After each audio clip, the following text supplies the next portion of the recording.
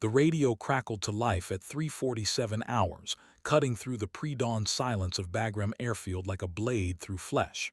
Mayday, Mayday, this is Bravo 27. We are taking heavy fire. Repeat, we are pinned down in the Corangle. Multiple KIA, urgent CAS required. The transmission dissolved into static, then nothing. In the operations center, 23 pairs of eyes turned toward the tactical display screen, where a single red dot pulsed in the depths of Afghanistan's most unforgiving terrain, the Devil's Canyon. General Marcus Thorne stood rigid behind the bank of monitors, his weathered face illuminated by the ghostly green glow of infrared feeds. 42 years of military service had carved deep lines around his eyes, but nothing had prepared him for this moment. The canyon stretched like a jagged wound across the mountainous landscape, its walls rising nearly vertical for 3,000 feet. Weather data scrolled across the secondary screen. Winds gusting to 60 knots, visibility near zero due to dust and smoke, temperature dropping fast as dawn approached. "Sir," called Major Rodriguez from the communications station, "Bravo 27's position puts them 8 clicks inside the canyon. Taliban forces have them surrounded on 3 sides, and they're using the terrain to funnel our boys into a kill zone." His voice carried the weight of bad news delivered too many times before. Thorne studied the topographical data, each contour line telling a story of impossibility. The canyon's narrow width, barely 200 meters at its widest point, created a natural wind tunnel.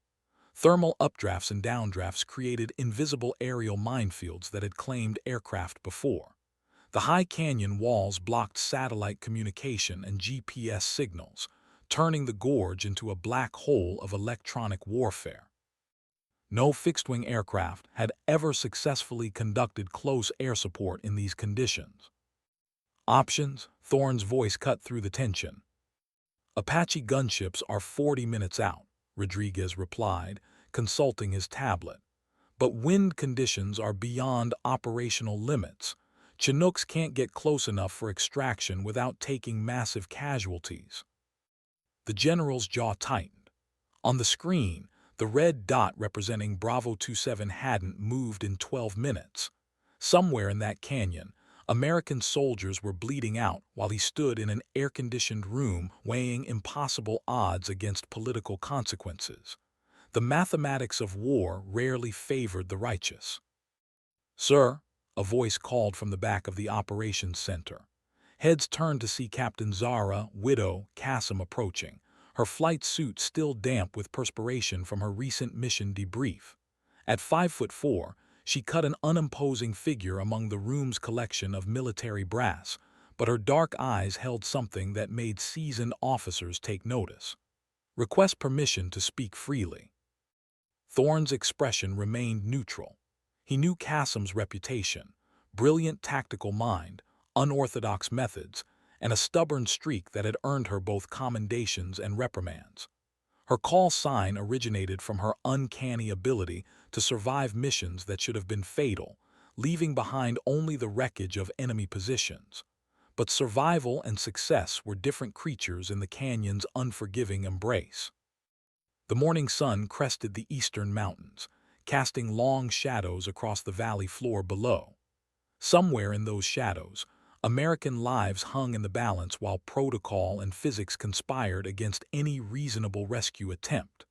The general's decision would echo through history, but history was written by those who survived to tell it. Time was running out, and the canyon was waiting. Captain Qasim's voice carried across the operations center with quiet authority that demanded attention. "The canyon's thermal patterns create predictable wind shear between 600 and 630 hours. If we time it right, there's a 15-minute window where an A-10 could navigate the corridor." Her finger traced a path on the tactical display, following the serpentine route through the canyon's narrowest sections. General Thorne's eyebrows rose incrementally. "Captain, I've got meteorology reports saying those winds would tear the wings off a warthog. You're talking about threading a needle while riding a bucking bronco in a tornado." Sir, with respect, meteorology reports don't account for ground effect in narrow canyons. Cassim stepped closer to the display, her confidence unwavering despite the skeptical murmurs rippling through the room. The A-10's designed for low-altitude operations. Its titanium bathtub can handle small arms fire, and the GAU-8 Avenger can suppress enemy positions from angles they won't expect.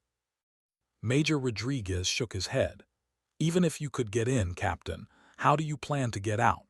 That canyon's a one-way ticket to a court-martial hearing, assuming there's enough left of you for a funeral.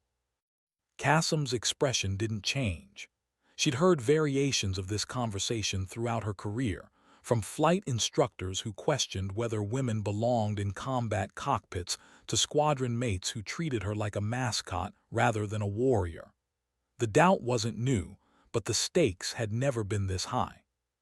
The thermal updraft at the canyon's eastern exit creates a natural launch ramp, she explained, her voice steady despite the weight of 23 pairs of eyes analyzing her every word.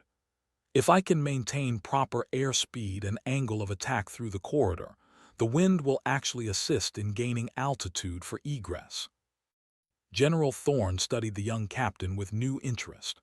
Her personnel file contained impressive statistics: 237 combat missions, 0 aircraft losses, and a Purple Heart earned when she'd landed a damaged A-10 under enemy fire to provide cover for a medical evacuation. But statistics told only part of the story. Captain Cassim, the general said slowly, what you're describing isn't flying. It's controlled falling with delusions of grandeur. The canyon walls are close enough that your wingtips would have maybe 30 feet of clearance on each side. One wrong move, one mechanical failure, one moment of lost concentration, and we're writing letters to your family. Cassim met his gaze without flinching. Sir, I've been writing letters to other families for 3 years. Bravo 27 has families too. They volunteered to serve just like I did, and they trusted us to have their backs when the world went sideways. The operations center fell silent except for the persistent hum of electronic equipment and the distant roar of jet engines on the flight line. Outside, the sky was beginning to show the first hints of dawn, painting the mountains in shades of gold and crimson that belied the violence unfolding in their shadows. Thorne walked to the window, his reflection ghost-like in the reinforced glass. Behind him, the tactical display continued its relentless countdown: wind conditions, enemy positions, casualty reports.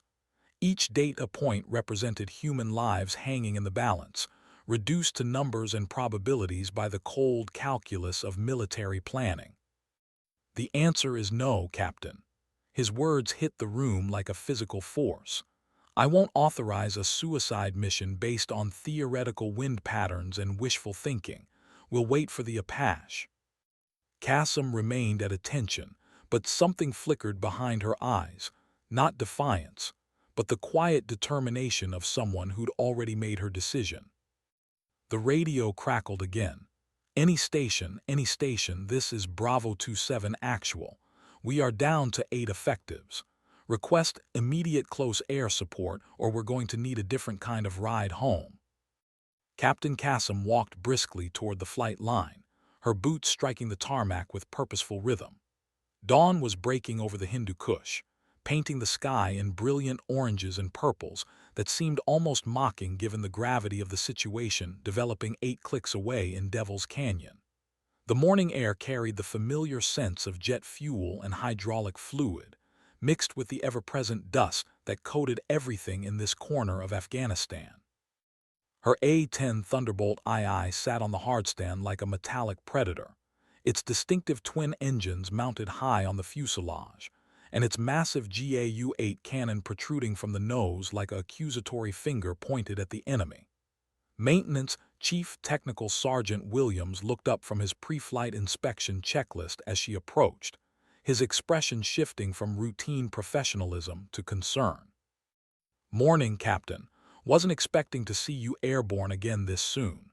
Williams had served 3 tours with Cassim, and he'd learned to read the subtle signs that indicated when she was processing something significant. Everything all right. Need her ready for immediate departure, Chief. Cassim began her external inspection, running her hands along control surfaces and checking for any signs of damage or wear. Full ammunition load, maximum fuel, and I want the targeting systems calibrated to factory specifications. Williams frowned. Ma'am, your next scheduled mission isn't until 1400 hours, and according to the flight board, weather conditions are showing red across the entire operational area. What's going on? Cassim paused at the aircraft's nose, placing her palm against the cold metal, beside the painted artwork that decorated this particular warthog. Someone had commissioned a local artist to paint a desert rose in memory of her hometown in Nevada, surrounded by 23 small bombs representing successful missions. Below the artwork, stenciled in precise military lettering, were the words "Widow's Bite." Chief, sometimes we get tasked with missions that aren't on any official schedule. Her voice carried a weight that made Williams straighten unconsciously. Sometimes we have to trust that the aircraft will do what we ask of it, even when what we're asking seems impossible. Williams had been maintaining combat aircraft for 15 years. He'd seen pilots push their machines beyond design specifications, witnessed mechanical miracles that defied engineering principles, and learned that the bond between aviator and aircraft often transcended mere metal and circuitry. But something in Cassim's tone suggested this was different. Captain, I've worked on this bird since she rolled off the production line at Republic Aviation.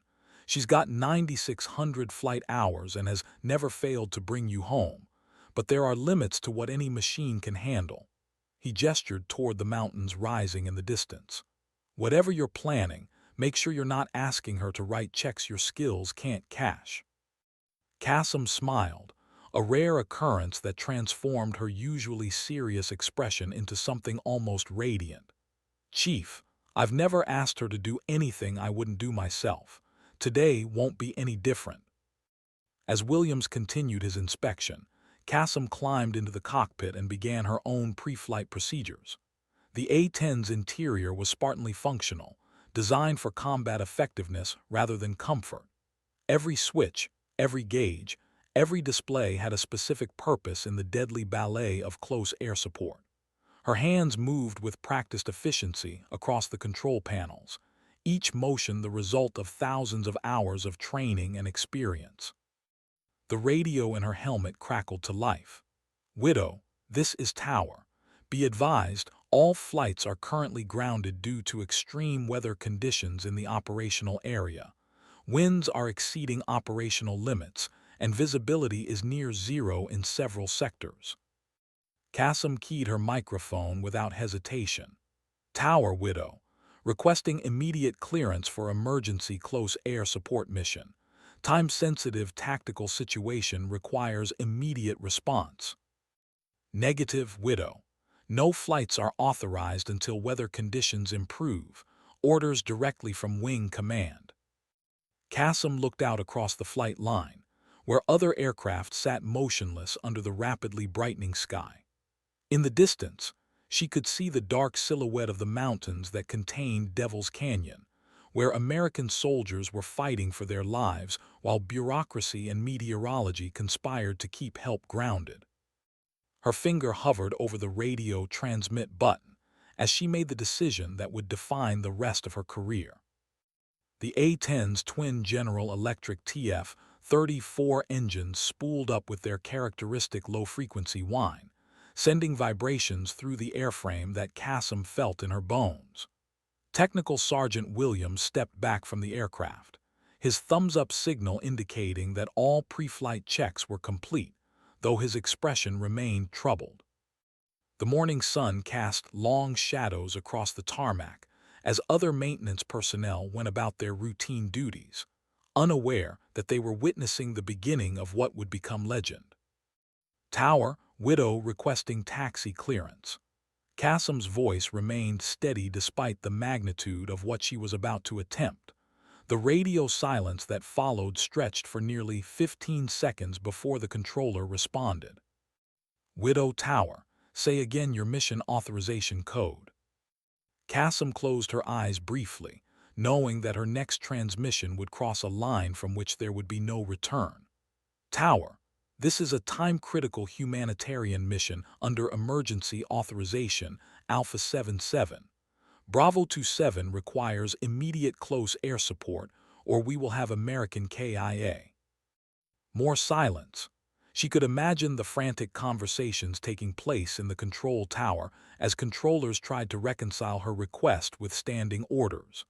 Meanwhile, somewhere in Devil's Canyon, soldiers were counting ammunition and checking tourniquets while enemy forces tightened their noose. Widow, stand by. The controller's voice carried a note of uncertainty that suggested he was consulting with higher authority. Cassim didn't stand by. She released the brakes and began taxiing toward the active runway, her aircraft's nose wheel steering responding smoothly to control inputs. The A-10 moved with deceptive grace despite its ungainly appearance, like a mechanical shark that had evolved specifically for the purpose of controlled violence. Widow Tower, you are directed to return to parking. Repeat, return to parking immediately and shut down engines. Tower Widow, unable to comply. Emergency situation requires immediate response. Her voice carried absolute finality, requesting active runway for immediate departure. As she approached the runway threshold, Cassim caught sight of a convoy of official vehicles racing toward her position from the direction of the operations building. Through her peripheral vision, she could see General Thorne standing in the passenger seat of the lead Humvee, his face a mask of barely controlled fury. But fury wouldn't save the soldiers in Devil's Canyon, and military protocol was a luxury that Bravo 27 couldn't afford. The A-10's engines reached full power as she aligned with the runway centerline. 4,600 pounds of thrust pushed the 11-ton aircraft forward with increasing velocity, the rumble of jet engines drowning out any radio communications from the increasingly frantic controllers. At 80 knots, Cassim pulled back on the stick and felt the familiar sensation of wheels leaving pavement. The Warthog climbed into the crystalline morning air, its distinctive silhouette stark against the brightening sky. Below, the convoy of vehicles had stopped at the runway's edge, their occupants watching helplessly as Captain Zara, Widow Cassim, violated direct orders from a general officer and committed herself to a course of action that would either save lives or end her career. Possibly both. As the aircraft gained altitude, Cassim switched to the tactical frequency and transmitted in the clear. Bravo 27, this is Widow. I am inbound to your position with close air support. Hold fast, brothers. The cavalry is coming. The response came immediately, crackling with static and the unmistakable sound of small arms fire in the background. Widow, Bravo 27. We are taking heavy casualties and running low on ammunition. Whatever you're planning, we need it fast. Cassim banked toward the mountains, where Devil's Canyon waited like an ancient predator that had devoured aircraft and aircrews for decades. Her hands were steady on the controls, but her heart hammered against her ribs as she contemplated the physics-defying feat she was about to attempt. The general had been right about one thing. What she was planning wasn't really flying. It was something else entirely. The A-10 carved through the morning air at 250 knots, its pilot navigating by landmarks that had been burned into memory through countless previous missions. Cassim kept the aircraft low, using the terrain to mask her approach from both enemy forces and the increasingly frantic radio calls from Bagram Airfield. Behind her, she could imagine General Thorne coordinating search and rescue assets, probably convinced that he would soon be recovering wreckage rather than celebrating a successful mission. Widow Bagram Tower, you are ordered to return to base immediately. Acknowledge. She switched off the radio. The Hindu Kush mountains rose before her like geological monuments to the futility of human ambition. Their snow-capped peaks disappeared into low-hanging clouds that would soon complicate her approach to the canyon.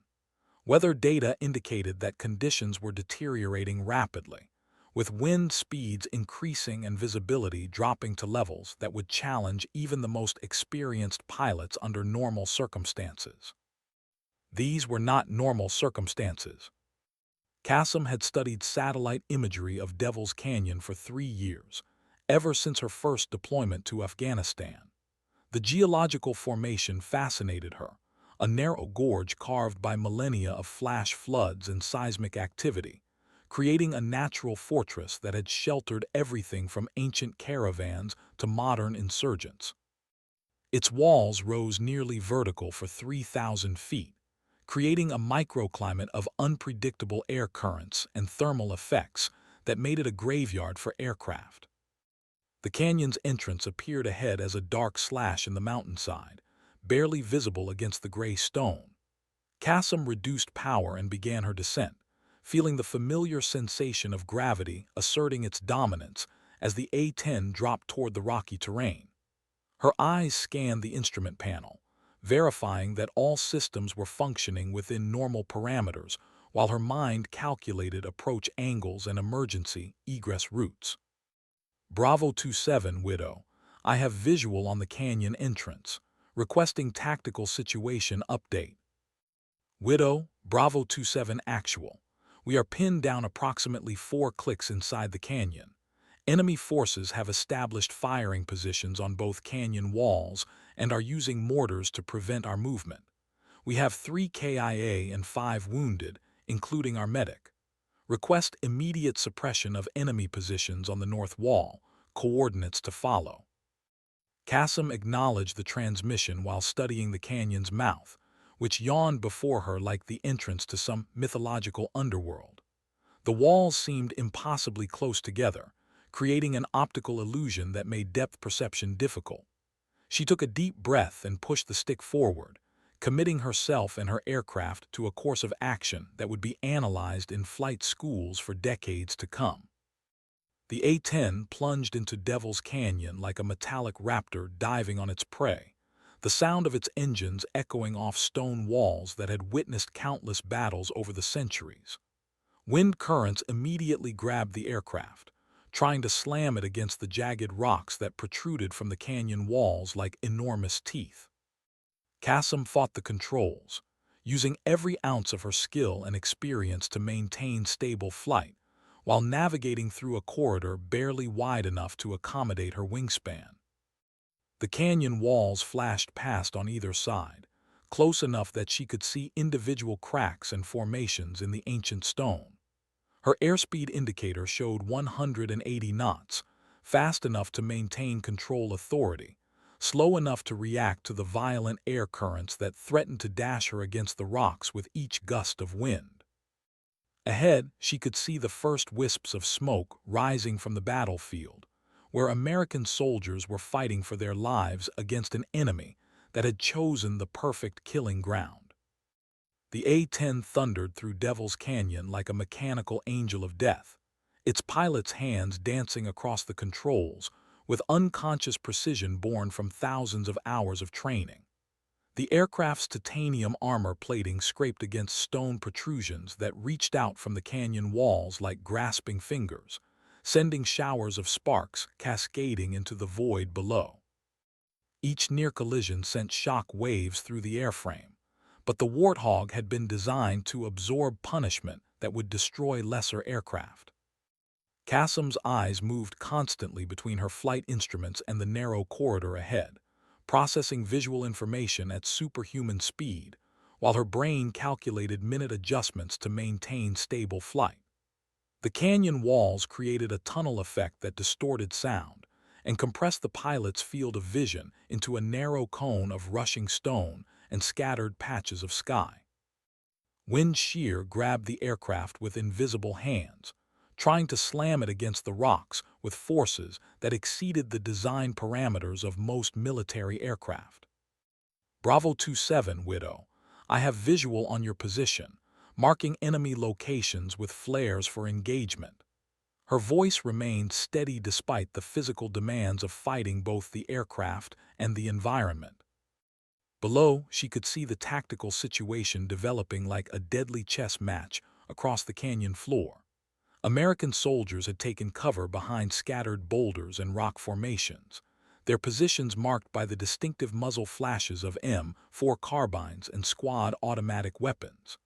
Enemy forces occupied elevated positions on the canyon walls, using the high ground advantage to pour devastating fire into the valley below. Smoke grenades created gray clouds that partially obscured the battlefield, but Qasim could see enough to understand why Bravo 27 was in such desperate straits. The Taliban had chosen their ambush site perfectly.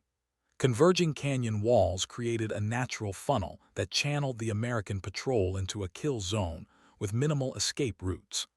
Enemy fighters had positioned crew-served weapons to cover every possible avenue of retreat, while mortar teams used the canyon's acoustic properties to coordinate indirect fire without exposing their own positions. Widow, Bravo 27. Enemy positions are dug in along the north wall, approximately 50 meters above our location. They have at least 2 PKM machine guns and what looks like a recoilless rifle. We cannot advance or withdraw without taking massive casualties. Qasim banked the A-10 into a slight left turn, lining up for her first gun run while simultaneously calculating angles of attack that would suppress enemy positions without endangering friendly forces below. The GAU-8 Avenger cannon represented 7 barrels of concentrated destruction, capable of firing 70 rounds per second of 30 depleted uranium ammunition. In the confined space of the canyon, the weapon's psychological impact would be as devastating as its physical effects. Bravo 27 Widow, danger close gun run inbound from the south. Mark your positions with strobes and take cover. This is going to be loud. She rolled inverted and pulled the stick back, diving toward the canyon wall where muzzle flashes revealed enemy positions. The A-10 screamed through the air at nearly 300 knots, its pilot's thumb hovering over the trigger that would unleash mechanical fury upon those who had chosen to target American soldiers. The targeting reticle settled over the first machine gun nest as Qasim squeezed the trigger, sending a stream of depleted uranium rounds toward the enemy position with surgical precision. The canyon erupted in thunder and flame as 30mm shells pulverized stone and flesh with equal efficiency, creating a maelstrom of destruction that silenced enemy weapons almost instantly. But the hardest part was yet to come, getting out alive. The GAU-8 Avenger cannon spoke with the voice of mechanical thunder, its 7 barrels rotating at nearly 4,000 RPM as they spat depleted uranium death toward the Taliban positions carved into the canyon's north wall. Each 30 round struck with the kinetic energy of a small artillery shell, pulverizing stone and flesh, while creating a psychological impact that reverberated through the narrow gorge like the wrath of some ancient war god. Qasim felt the familiar vibration of the cannon through the aircraft's airframe as she walked the stream of fire across 3 separate enemy positions. The A-10 bucked slightly from the recoil, 65 pounds per second of ammunition leaving the aircraft at nearly the speed of sound, creating enough backward thrust to measurably slow the 11-ton fighter. Rock fragments and debris cascaded down the canyon wall as machine gun nests simply ceased to exist, their occupants vaporized or buried under tons of shattered stone. Good hits, good hits. The transmission from Bravo 27 crackled with excitement and relief. Enemy fire has ceased on the north wall. We have movement capability. But Qasim's celebration was short-lived. The canyon's eastern wall erupted in muzzle flashes as previously hidden enemy positions opened fire on the A-10. Small arms rounds and rocket-propelled grenades streaked past the aircraft's canopy, some passing close enough that she could hear their supersonic cracks over the roar of her engines. The enemy had learned from previous encounters with coalition aircraft and had prepared multiple firing positions to engage close air support from different angles. "Taking fire from the east wall," she transmitted while pulling into a climbing right turn that scraped paint from her starboard wing against a stone outcropping. "Multiple RPGs inbound." The tactical situation had shifted from support to survival in a matter of seconds. Enemy forces were now focused on downing the A-10, understanding that eliminating close air support would restore their advantage over the pinned American patrol. The canyon that had seemed like salvation now felt like a trap, its walls closing in as Kassam fought to gain altitude and maneuver room. A rocket-propelled grenade detonated 30 feet from her aircraft, the blast wave slamming the A-10 sideways and filling the cockpit with the acrid smell of high explosives. Warning lights illuminated across her instrument panel as shrapnel from the explosion penetrated non-critical systems. The aircraft remained flyable, but damage assessment would have to wait until she could find breathing room. "Widow, you're trailing smoke from your port engine," came the transmission from below. "Are you still mission capable?" Kassam glanced at her engine instruments and saw that the left TF-34 was running slightly hot, probably from debris ingestion during the explosion. Not optimal, but well within operational limits for an aircraft designed to absorb punishment and keep fighting. The A-10's redundant systems and armored construction had saved her life, just as they had been designed to do. Still in the fight, Bravo 27, setting up for second gun run on eastern positions. She rolled the aircraft inverted again, diving toward the canyon wall where RPG teams were frantically trying to reload their weapons. The tactical situation demanded aggressive action. Enemy forces were attempting to bracket her aircraft with overlapping fields of fire, using the canyon's confined space to limit her maneuvering options. The Avenger cannon roared again, its distinctive sound echoing off stone walls as another stream of 30 rounds obliterated enemy positions. This time, secondary explosions indicated that she had hit an ammunition cache, sending a fireball rolling up the canyon wall that briefly illuminated the entire gorge in hellish orange light. But as the last enemy position fell silent, Kassam realized she was facing a new problem. The canyon's exit was rapidly approaching, and the thermal updrafts she had counted on for egress were being disrupted by the heat and smoke from her own weapon's fire. The physics of escape were about to become very complicated. The A-10 rocketed toward the canyon's eastern exit at 290 knots, its pilot fighting both the aircraft and the laws of physics as superheated air from burning ammunition created chaotic thermal conditions that turned predictable wind patterns into aerial anarchy. Smoke and debris filled the narrow gorge, reducing visibility to near zero, while the sound of secondary explosions echoed off stone walls like artillery fire in some subterranean battlefield. Kassam's eyes darted between her flight instruments and the rapidly approaching canyon mouth, calculating angles and velocities with desperate precision. The thermal updraft that she had counted on for her escape had been disrupted by the fire she had started, creating downdrafts and turbulence that threatened to slam her aircraft into the canyon floor. Her left engine was running rougher now, the temperature gauge showing readings that approached the red line. "Come on, girl," she whispered to her aircraft, feeling the airframe shudder as it encountered another pocket of turbulent air. "We've been through worse than this."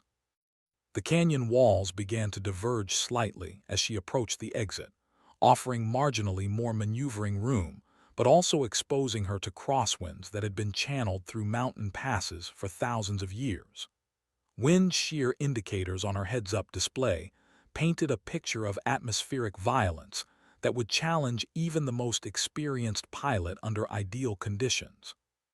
Behind her, the radio crackled with updates from Bravo 27. "Widow, enemy positions are neutralized. We have clear movement capability and are beginning extract to LZ Bravo. Outstanding work up there." Outstanding work. If only they knew how close outstanding had come to becoming catastrophic. The A-10 bucked and pitched as it encountered another thermal, the aircraft's control surfaces working frantically to maintain stable flight. Kassem's hands moved with unconscious skill across the controls, making minute adjustments that kept her aircraft within the narrow envelope of controlled flight. The canyon exit rushed toward her like the mouth of some enormous cave, promising freedom if she could thread the needle one final time. Beyond the narrow opening, she could see blue sky and distant mountains that represented survival and the possibility of returning to base with both herself and her aircraft intact.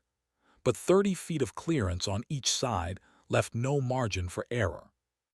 Bagram Tower Widow, requesting emergency landing clearance. I have battle damage and need immediate inspection upon arrival. The response came immediately, tinged with relief and something that might have been admiration. Widow, Bagram Tower. Cleared direct to base, emergency vehicle standing by. The general wants to see you in his office immediately upon landing. Kassem smiled grimly. She had expected as much. Violating direct orders from a general officer was a career-ending offense under normal circumstances, but these had been anything but normal circumstances. The success of her mission might mitigate the consequences, but she harbored no illusions about facing serious disciplinary action. The A-10 burst from Devil's Canyon like a metallic phoenix emerging from the fires of hell, its pilot pulling back on the stick to convert airspeed into altitude as the aircraft climbed into clean mountain air.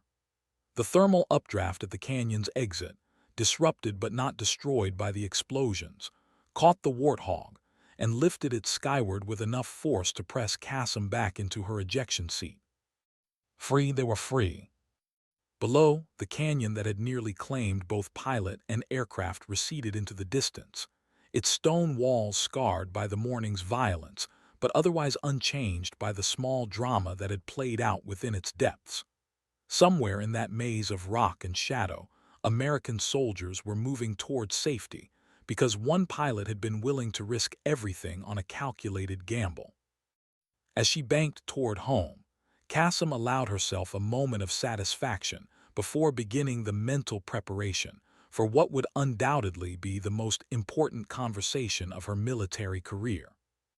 The flight back to Bagram Airfield passed in a blur of routine radio calls and systems checks, but Kassem's mind was already racing ahead to the confrontation that awaited her. 23 minutes of flight time to rehearse explanations, justify decisions, and prepare for consequences that could range from a formal reprimand to a court-martial. The success of her mission would weigh heavily in her favor, but military justice was a complex machine that didn't always produce outcomes that civilian logic would consider reasonable.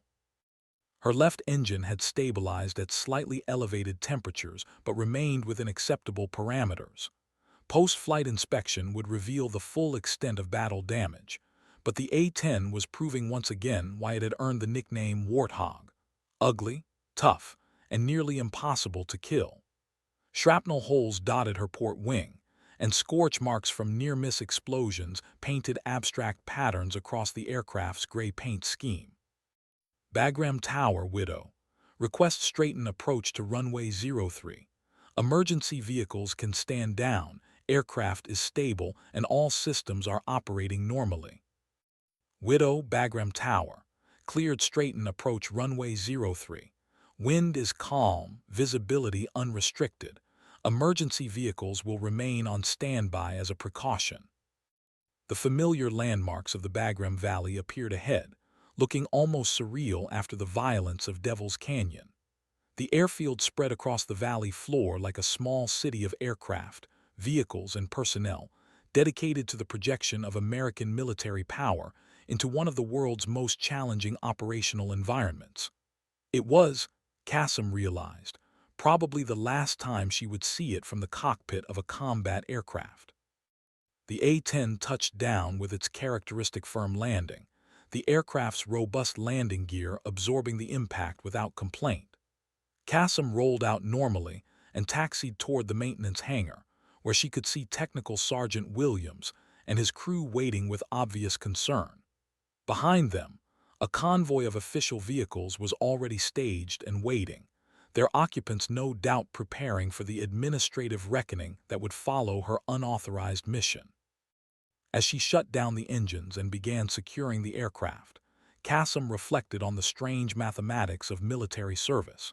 She had saved the lives of American soldiers, eliminated enemy forces that threatened coalition operations, and demonstrated that Devil's Canyon could be successfully navigated under combat conditions.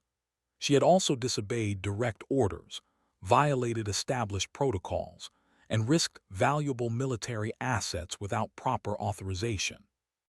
The question was which set of factors would weigh more heavily in the final accounting.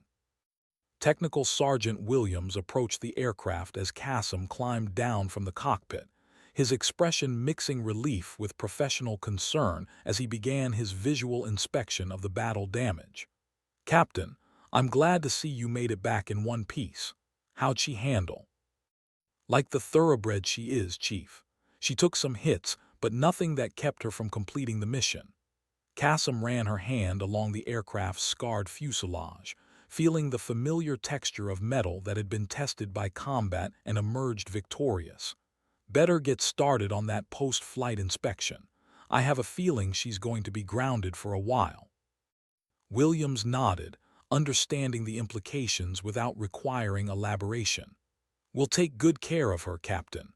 Whatever happens next, you brought her home, and that's what matters." A black SUV pulled up beside the aircraft, and General Thorne emerged from the passenger seat with an expression that could have been carved from granite. Two military police officers flanked him, their presence a clear indication that this was not going to be an informal conversation between officers. The general's weathered face showed no emotion as he approached, his eyes taking in the battle damage to the A-10, with the practiced assessment of someone who had spent decades evaluating the aftermath of combat missions. "Captain Kassam," he said formally, "you will accompany me to my office immediately. Your aircraft is hereby grounded pending investigation, and you are restricted to base until further notice." Kassam came to attention and saluted. "Yes, sir."